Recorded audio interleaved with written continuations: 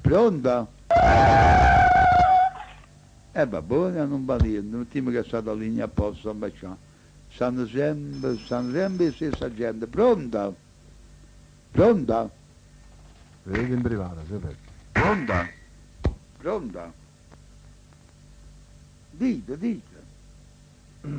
Dite, signore, signorino, dite, giovina. I baci, come fa questi baci? Siete state calme, sapete. Ma come fa questi baci? Non si accorgono. Signorine? Ma può essere anche un uomo, sapete. È un uomo di questi baci. Pronto, chi siete? Andiamo nel Nicola Ravolini che si sta scopando, spirituoso.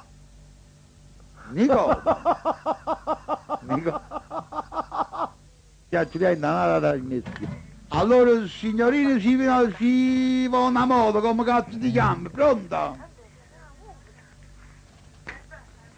Signorina! Oh Beppe! Dite! Volessi salutare la compagna mia, si chiama Gena. Si chiama? Gena? Gena. Sì.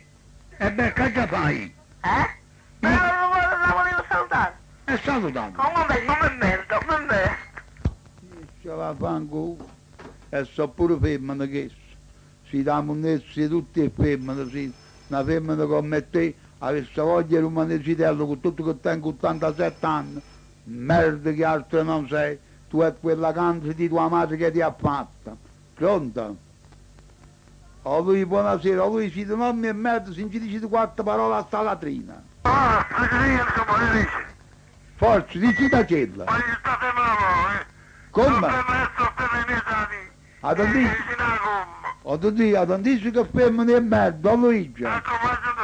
Grande latrina tofa. Ma non mi fa di me. Che se mi sestatore si mi lascia. Come dicite? La verità se lascia tu la femmina. Se la femmina che è meglio tu me ne vidolo. Esatto, così. Pronto? Ah, fanno mamma da cammino, donna. Sempre ti dico solo una cosa. Ti dico solo una cosa, sei una puttana. Una femmina come te può fare solo la puttana di marciapiede. Hai capito? Sei puttana e sei figli di puttana.